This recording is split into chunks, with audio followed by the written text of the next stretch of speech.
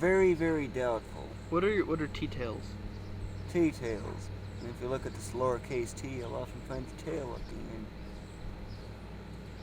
See how it curves up at the end here? Yeah. Yeah, that's a T-tail. What would you say you're obsessed with them? In what way? I just have an obsession with them. Do you always make sure you put them on your T's, or what do you mean? Like you. In what way? How does that obsession manifest itself? Like, how does it affect your life? It just slows down my speed. Actually, all it does is just for entertainment only. Self-entertainment. You just like, do you think about them a lot? No. I just make them make funny sounds. But the T? Yeah. Tails on T? What do you mean? The longer the T-tail and the darker it gets, and then, the more extreme and weird or exaggerated the sound gets. So what do you mean? Like, you would go like that? Yeah. And it would make a sound? No, I just go crazy with it. Yeah. Like... No, not like that. You want to show me?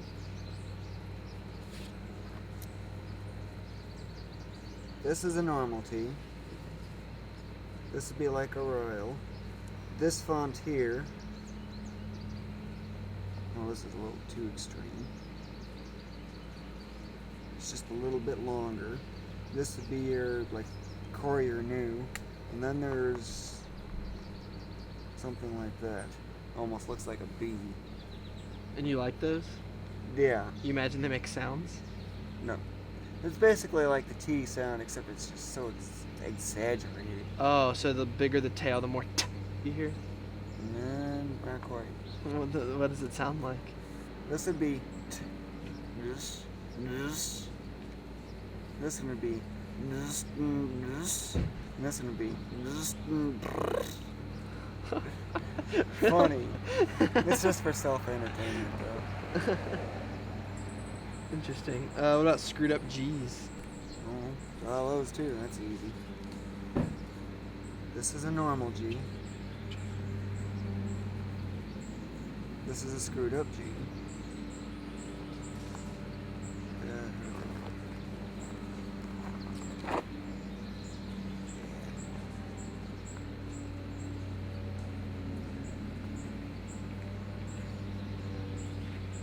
This is your screwed up G, as I call it. And you like drawing those? Yeah. If you haven't noticed on the blog, I have some references, some scans of sheets that have those. And Tails abuses with Sonic the Hedgehog too. Yeah, right? that's pretty obvious. And your music obsession, we've already talked about that. That's to do with your music listening habits, right? Where do you have that? Oh.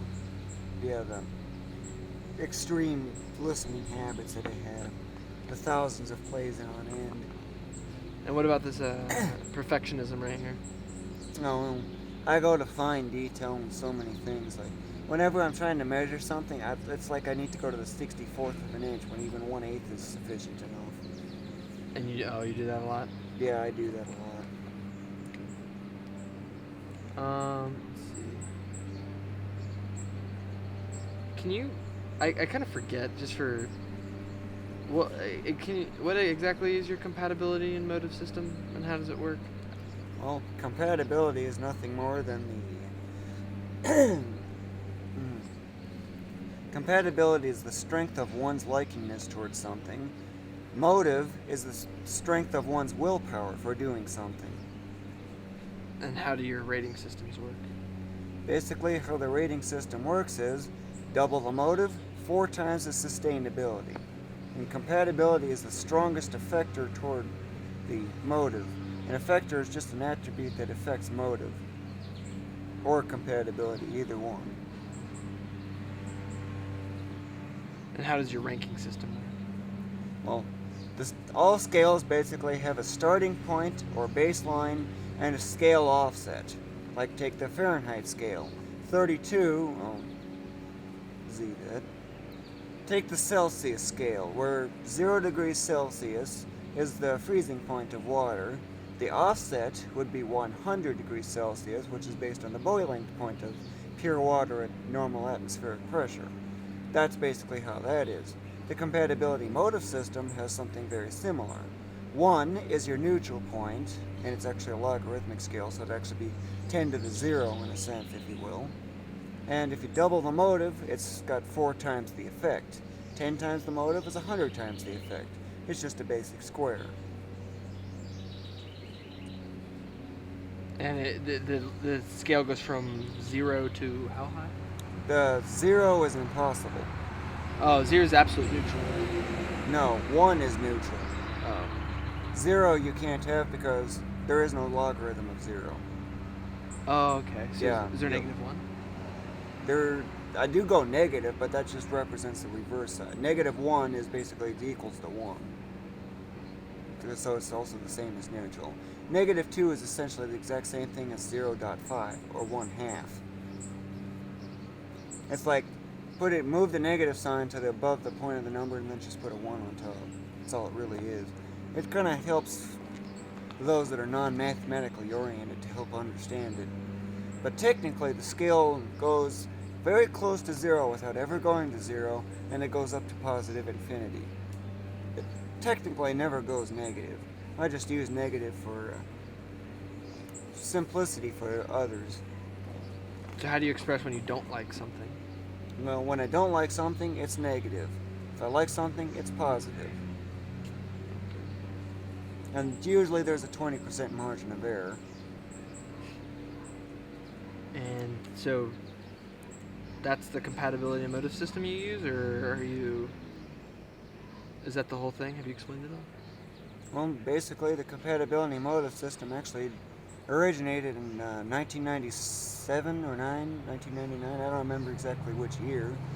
But ever since then, I've been using it ever since. But the current system started in 2006, and since it's so easy to use, less prone to errors and other things like that, simpler to understand, doesn't use a really complex formula like the system I used beforehand, the half-step system, and that basically is how it all came to be. Is it kind of similar to your percentage ratings for how sure you are? No, that's a completely different thing. Well, how does that one work? That's called certainty, and basically all it is just how basically it's the probability at which I feel that I'm correct.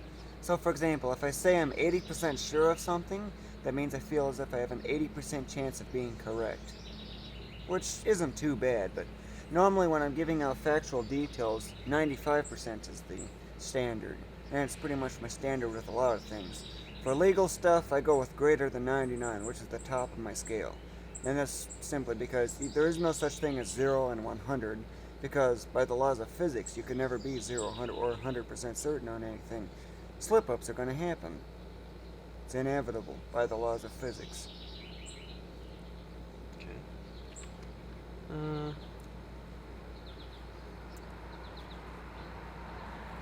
So,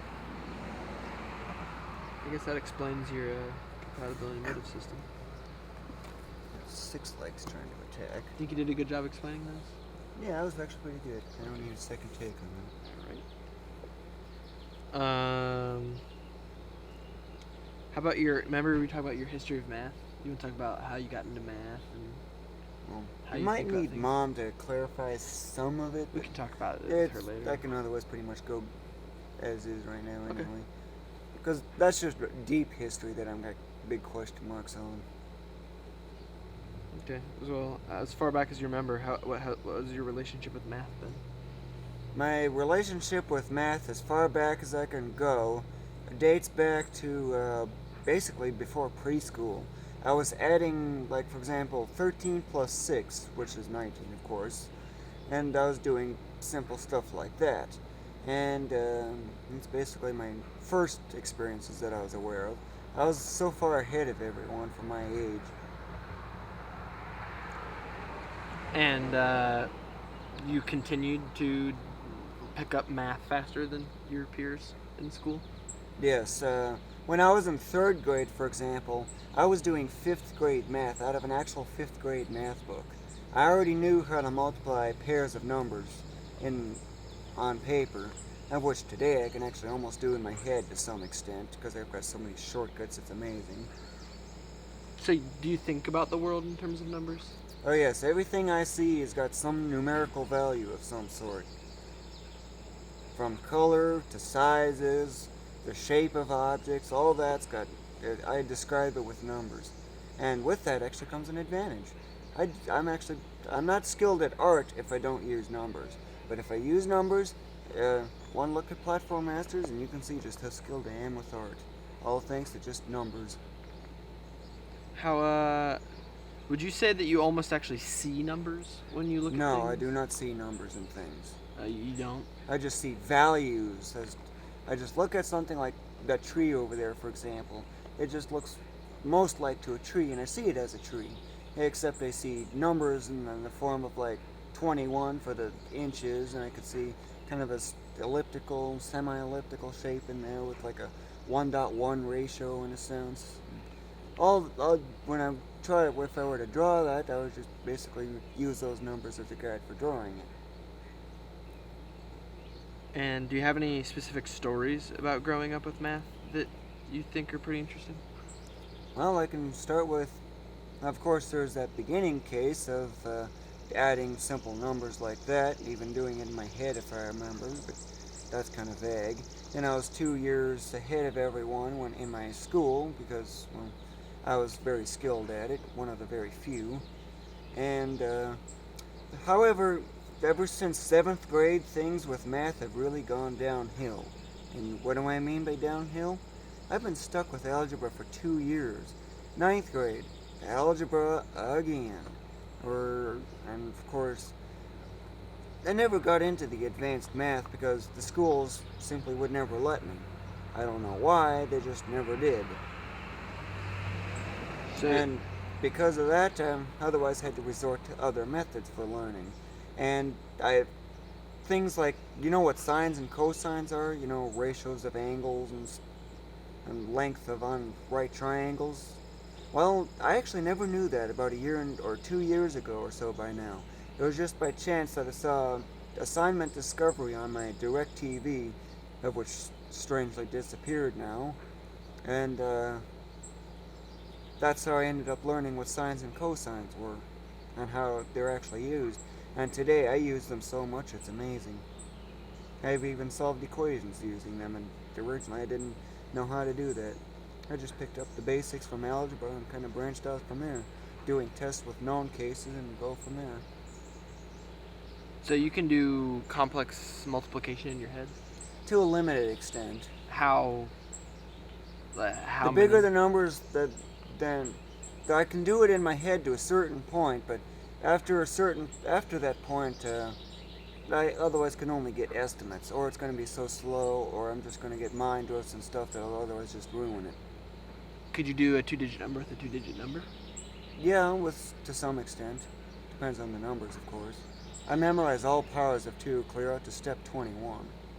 2,097,152. So, haven't you also memorized all the names for numbers like billion, million, trillion? Yeah, I memorize all the number names clear out to step 102. Literally. So, what's million, billion, trillion, quadrillion, quintillion, sextillion, septillion, octillion, nonillion, decillion, undecillion, duodecillion, tridecillion,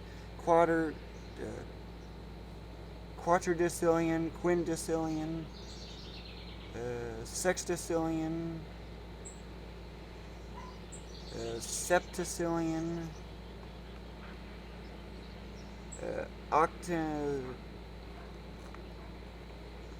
octocillion, nondecillion, vigintillion, unvigintillion. That unvigintillion is step 21, by the way. You might be familiar with the name or the number Google. 10 to the 100th. Well, there's actually another name for that. 10 duotrigontillion. Duotrigontillion is step 32 on that. And of course, Google to the cube, I know what that is.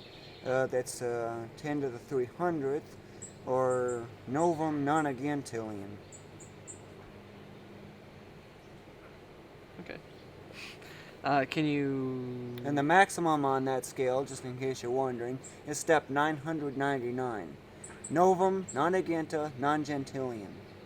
That's 1 followed by 3,000 zeros. What's about 46 zeros? 46 zeros? It'd be based on 45, 42, 14. That would be 10 quatrodecillion. And you want to try to solve some math equations? I could try. Okay, 14 times 36. 14 times 36. 360 plus 144 is 504. Okay, 21 times 63. 21 times 63. It'd be 1260. Based on that, plus another 63. 1321. Okay, let's try this one a little harder. 84 times 61. 84 times 61. It'd be based on 60, 84, and 68. 5040. Then you add another that. 5124.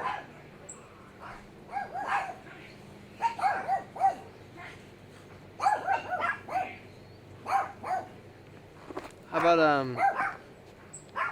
oh wait, what was the? Didn't you say you had a friend named, what was her name? Arietta? Arietta? Yeah. Well, do you remember why you were friends with her? Like, what did you have in common? I don't know. It's been so long. You don't know if you both liked math or? No. Total question mark on it. And she was the last girl you used to? Yeah, she is a girl. Do you find it odd that one of your only friends your age you've ever had was a girl? No. You don't think? Do you think? Do you find much of a difference between boys and girls? No, it's function, not form that matters. Both male and female otherwise function the same. They can walk, they can swim, they can run, they can play video games, they can write music, they can ... So what do you think the differences between men and women are? Well, males have certain characteristics that are exclusive to them, and females have certain characteristics exclusive to them. Females are the only ones that can give birth, for example. And have you ever... You said you have friends, you had some friends that used to play Final Fantasy with, right? Yes, I do, actually. Well, not really play with them, I was just watching. And did you notice any sort of difference between you hanging out with boys as opposed to you hanging out and being around girls? No, I don't notice any difference, nor do I really even care either. So you treat them exactly the same? Yep, pretty much. It's just another human walking on a giant ball, floating out in the middle of nowhere. So you have no romantic interests? Nope, I have zero interest in that kind of stuff. Why is that? In a lot of things, there's so many negatives on top of one another, on top of another. Like what? There's 4-digit negative for just getting married, in a sense. It's so far into negative territory that it almost rivals robbing banks. It's so extreme. Having my own children's even lower yet. So the last thing on your mind basically is romance. Yes. Whenever romantic cartoons come on, I get bored of them real quick. It's no wonder why I don't like Pepe Le Pew. So you just don't have any of those feelings at all? No. Do you find them weird that so many people have romantic feelings for, like... No. I otherwise just find it expected. What do you think differs between them and you? They have the motive, I don't know. I have not a clue. So you don't consider yourself lonely then? I do kind of consider myself lonely, actually, although not much. Would you like to have friends? I have no one around. Transportation being severely limited, for example, I have no way to get anywhere. And whatever things I have an interest in, no one else does. So it just throws everything off. It's like my chances are down the drain. But Throw in my sleep-wake cycle and it makes things even harder yet. But if you found someone who shared a lot of similar interests to you, you would enjoy having a friend? That would be a different subject, at least. Which you'd enjoy? Probably. Of course, I wouldn't know because I otherwise have zero experience with that.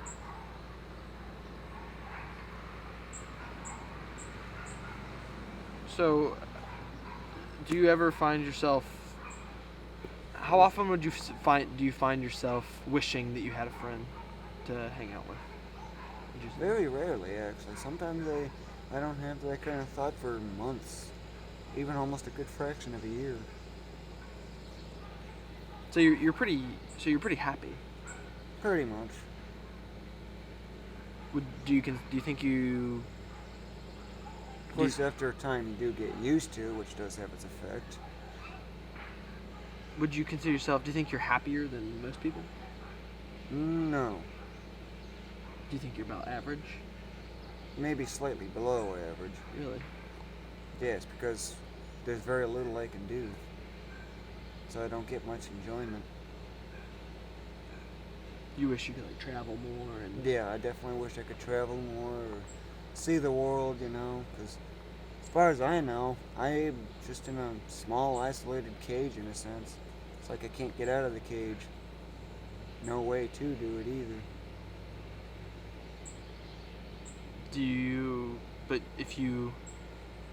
What about, so you'd move... You think you'd move out on your own if you had the I cannot ability? survive on my own. So, how would that work then, getting out of your cage, if you can't survive on your own? And that's the thing. I don't know what to do. What stops you from surviving on your own? Money and my other problems that I've got. I can't wash dishes because I get that sickening feeling all the time. And it just will otherwise never happen. But at least I do have my mini pizzas, which kind of make up for that.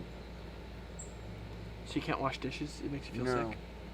Yeah, it's like I'm going to throw up at any moment, anytime I attempt. Really? Can you wash your hands? Yeah, I can wash my hands, no problem there.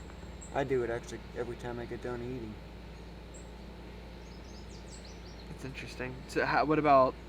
You can take showers, okay? Fine? Yeah, it just takes long. Oh, okay. Do So you... I- Go ahead. And because of the long shower durations, I try to keep it to a minimum. Normally, it's actually quite common that I go without a shower for 2 weeks. Really? Yeah, but for you guys, I'm actually doing it with 3 days maximum. And this is day 3. So yes, in other words, tomorrow I'm gonna need a shower. So do you enjoy showering or do you find it a nuisance? I find it a major annoyance. I find it a waste of time. Really? Yes, a big waste of time. Because, why is that? Okay, if I took a shower every day, my average shower time is about 20 minutes or so, maybe 25 on occasions. Take that times 14, and you get a pretty big number, which is 350. That's 350 hours of running water. So yeah, that's going to really add up heavily on the water bill. Then, but if I do that every 2 weeks, the water bill way down. So it does help save on that at least. But you're okay with washing your hands, so keeping your hands clean. Yeah, at least that case. What about, Hush!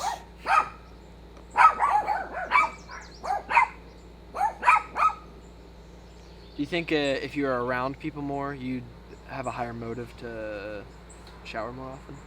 Yeah, well, that would have an influence, but the motive would be only just slightly higher. It's the aftermath that's the problem. Getting in the shower, that's not the problem. It's the aftermath and my 57% ice defense. I freeze easy. Oh, so you get really cold after you shower? Yes, it's highly uncomfortable. And especially with parents' air conditioners blasting at this time of year and things like that. I'd almost literally have to stand outside in 90-degree heat for quite a while just to finally warm up enough. And I see that you used to be scared of red carpets. Yeah, that was. Wait for this to go by. Hey, no trailer.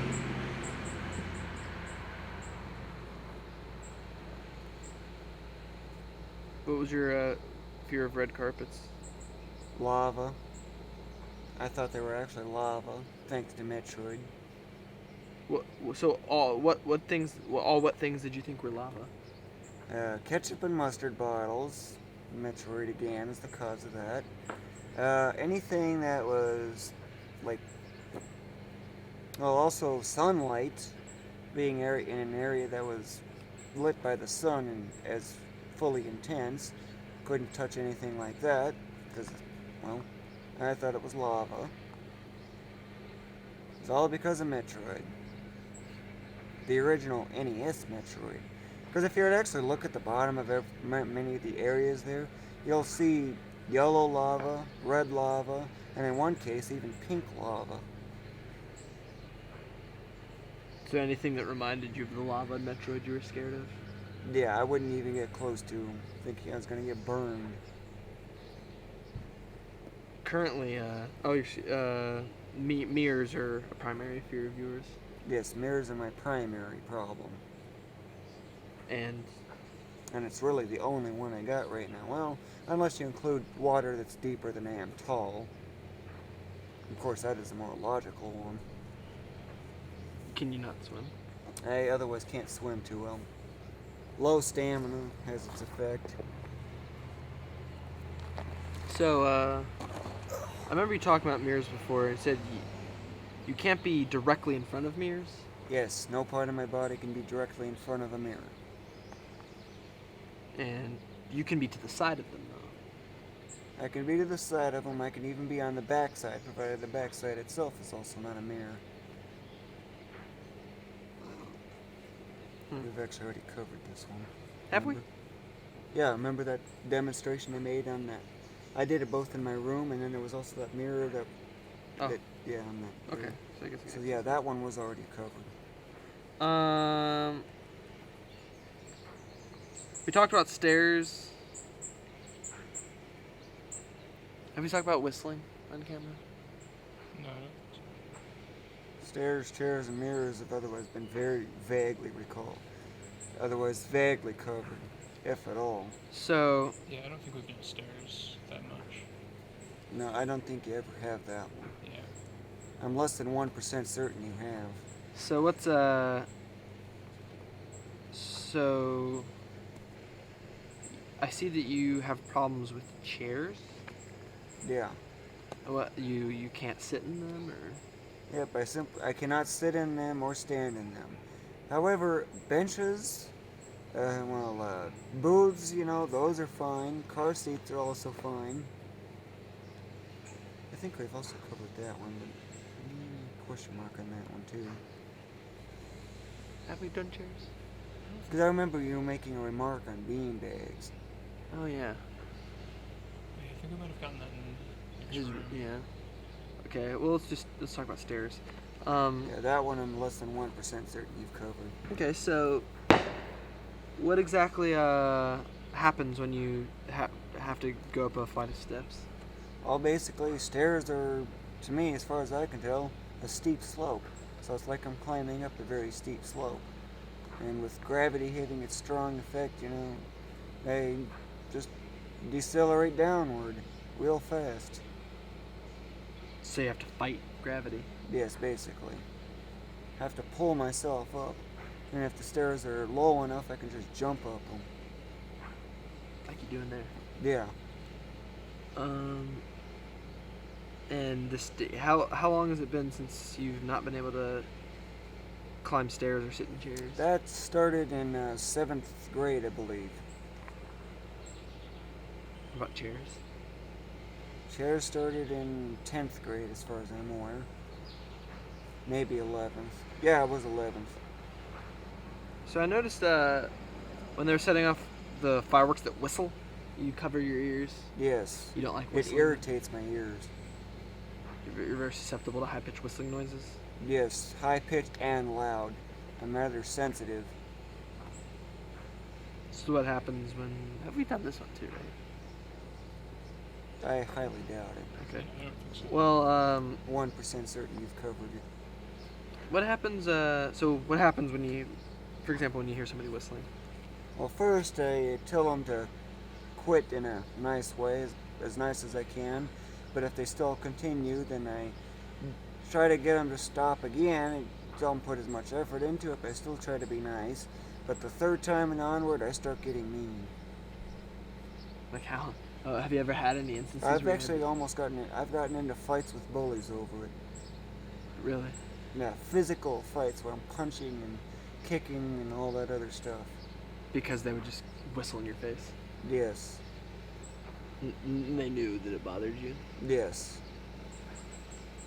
And with 60 bullies around, it's been or as many as 40 bullies in a single building, that, oh boy, what a nightmare. Throwing my lack of sleep at the time, that it was very consistent, and, well, you get the idea. Okay. So we've covered quite a bit of this.